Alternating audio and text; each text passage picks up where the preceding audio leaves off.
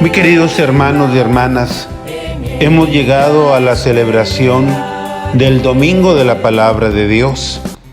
Recordemos que el 30 de septiembre del año 2019, el Papa Francisco nos dio su carta apostólica Aperuit Illis, que significa les abrió. ¿A qué se refiere el Papa? Pues al pasaje de Lucas 24:45, donde el Señor les abre la mente a sus discípulos para que comprendan las Escrituras de que así tenía que padecer el Mesías, sufrir, resucitar para librarnos del pecado. Carta apostólica Aperuit Illis. ¿Y por qué el 30 de septiembre?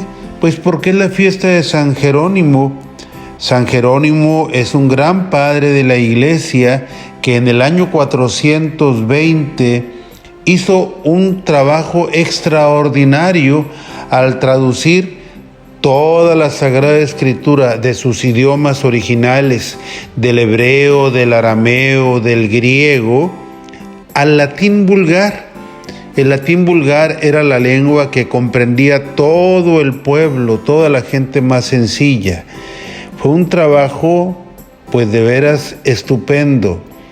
Y durante siglos, esa Biblia Vulgata de San Jerónimo es la que sirvió para hacer nuevas traducciones, pero desde ahí, desde esa fuente, la Vulgata. Fue solamente hasta el siglo XX cuando por fin llegaron nuevas traducciones de los idiomas originales de la Sagrada Escritura. Pero San Jerónimo, pues no pierde su mérito. Él nos dejó una frase preciosa. Él decía que ignorar las Escrituras es ignorar a Cristo. O sea, se necesita conocer las Escrituras para conocer a Cristo. Después, el siguiente año, el 30 de septiembre del 2020, el Papa Francisco nos dio una nueva carta apostólica llamada Scripturae Sacrae Affectus, el afecto por las Sagradas Escrituras. ¿Por qué otra vez en esa fecha? Pues porque se estaban cumpliendo exactamente 16 siglos desde la muerte de este gran santo, San Jerónimo, padre de la Iglesia. De ahí surgió la idea de establecer un domingo dedicado a la palabra de Dios y que fuera el tercer domingo del tiempo ordinario. Es necesario conocer la palabra, estudiarla juntos y, bajo la dirección del Espíritu Santo, profundizar en ella. No es fácil de que cualquiera tome la palabra y la interprete, no. Se necesita de veras la guía del Espíritu. Por el mismo tiempo de los padres de la Iglesia, San Efrén tiene un comentario en el Diatéseron muy valioso para que nosotros entendamos esto, cómo la palabra de Dios no es fácil de interpretar. Inicia así su texto. ¿Quién es capaz, Señor, de penetrar con su mente una sola de tus frases? Como el sediento que bebe de la fuente, mucho más es lo que dejamos que lo que tomamos, porque la palabra del Señor presenta muy diversos aspectos, según la diversa capacidad de los que la estudian. El Señor pintó con multiplicidad de colores su palabra, para que todo el que la estudie pueda ver en ella lo que más le plazca. Escondió en su palabra variedad de tesoros, para que cada uno de nosotros pudiera enriquecerse en cualquiera de los puntos en que concentrar su reflexión. Así es que, hermanos, la riqueza de la palabra de Dios no nos la vamos a acabar. Por más que leamos y volvamos a leer y pasar por un pasaje y volver a pasar, siempre la palabra de Dios, que es viva, nos dirá algo nuevo.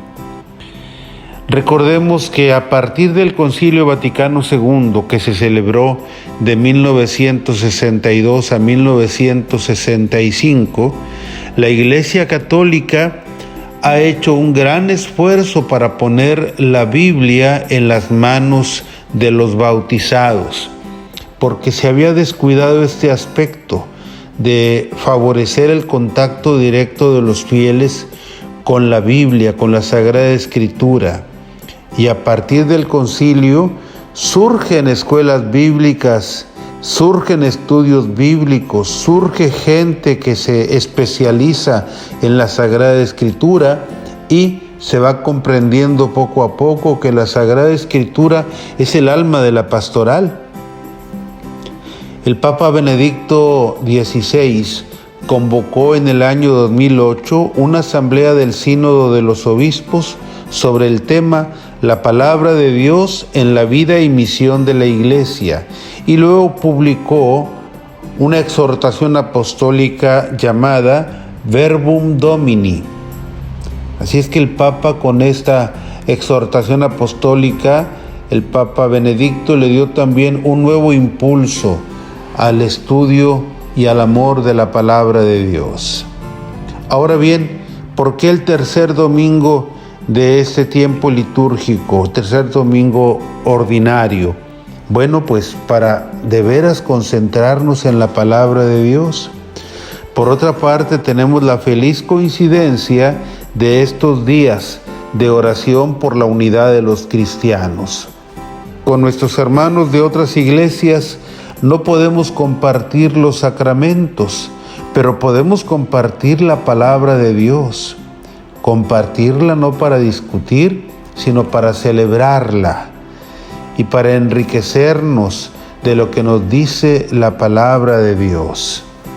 Muy bien, entonces es instrumento de encuentro, puente de encuentro con los hermanos de otras iglesias. Ahora bien, para ese domingo de la palabra de Dios hay un amplio margen para la creatividad de los párrocos, para que cada uno vea en qué forma va a ser esta celebración. Hay detalles comunes, por ejemplo, la procesión con la palabra de Dios, entrando así para celebrar la Eucaristía. Por ejemplo, que no falte el canto del Salmo.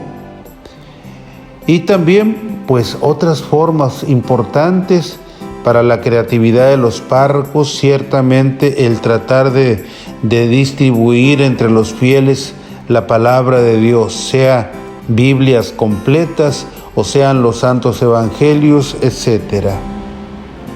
Es muy importante que los sacerdotes aprendamos que la homilía es un espacio precioso para profundizar en la palabra de Dios. Por eso la homilía tiene que estar bien preparada. La homilía tiene que ser un servicio a la palabra de Dios y un servicio a la comunidad. No se vale que el sacerdote hable de 1000 cosas, de 1000 ideas suyas. No debe salirse de la palabra que se ha proclamado. Debe más bien servirla y extenderla un poco para que todos los fieles puedan aprovechar y sacar mucho fruto de aquella palabra escuchada. Los catequistas también han de ser personas llenas del conocimiento de la palabra de Dios. Hay que favorecer que los catequistas lean la palabra y que sus enseñanzas estén bien fundamentadas en el conocimiento de la palabra de Dios. Dice el Concilio Vaticano II, la Dei Verbum, que es la constitución apostólica dedicada precisamente toda ella a la palabra de Dios. Y comienza con esas palabras: la Iglesia ha venerado siempre la Sagrada Escritura, como lo hace con el cuerpo de Cristo, pues todo en la Sagrada Liturgia nunca ha cesado de tomar y repartir a sus fieles el pan de vida que ofrece la mesa de la palabra de Dios y del cuerpo de Cristo. Ahí está. el doble banquete en la Eucaristía, la palabra de Dios, y el segundo banquete es el del cuerpo de Cristo. San Pablo le decía a Timoteo en la segunda carta: toda escritura es inspirada por Dios, es también útil para enseñar, para argüir, para corregir, para educar. Así es que la palabra debe servir para todo buen pastor, para todo buen padre de familia, para todo buen catequista, pero teniendo un gran respeto por esa palabra. Hay que evitar una interpretación fundamentalista, o sea, una interpretación simple, apegado nada más a la letra. Pero dice San Pablo en la 2 Corintios capítulo 3, versículo 6, dice que la letra mata, mientras que el Espíritu da vida. El Espíritu Santo, por tanto, transforma la Sagrada Escritura en palabra viva de Dios, vivida y transmitida en la fe de su pueblo santo. O sea, no podemos separar la interpretación de la palabra de Dios de la vida de la iglesia. La palabra de Dios primero fue predicada en la iglesia como testimonio de los apóstoles y de tanta gente que la vivió. Recordemos a los pastores en la noche de Belén. Ellos lo transmitieron también a sus familiares y amigos, a sus hijos y nietos, y así tantas cosas del Santo Evangelio, que después, años después, se pusieron un poco por escrito por distintos apóstoles, distintos evangelistas, a distintas comunidades. Así es que tenemos que tomar muy en serio el valor de la sagrada tradición y de la escritura. A menudo se corre el riesgo de separar la Sagrada Escritura de la tradición, sin comprender que juntas forman la única fuente de la revelación. No hay que confundir la tradición con mayúscula con las tradiciones, con las costumbres. La tradición con mayúscula es la palabra viva que trae la iglesia desde sus orígenes. Esa tradición que se puede ver muy reducida en poquitas palabras en nuestra proclamación del credo, pero es esa tradición todo lo que la iglesia trae desde su origen. La palabra de Dios, para restablecer la articulación entre los diferentes sentidos de la Escritura, es decisivo comprender el paso de la letra al espíritu. No se trata de un paso automático y espontáneo, se necesita más bien trascender la letra con la ayuda del Espíritu Santo y con la explicación de la Iglesia. Por último, tengamos en cuenta que la Santísima Virgen es el gran modelo de la persona que supo responder y corresponder a la palabra de Dios. Una vez alguien le gritó entre la multitud al Señor: «Feliz el vientre que te llevó». Y él respondió: «Más bien felices quienes oyen y custodian la palabra de Dios». María oye y custodia la palabra. Oigamos también nosotros la palabra y custodiémosla. Que esta celebración del Domingo de la Palabra de Dios deje abundantes frutos en todos los que vamos a participar en ella. Que el Señor los bendiga a todos ustedes.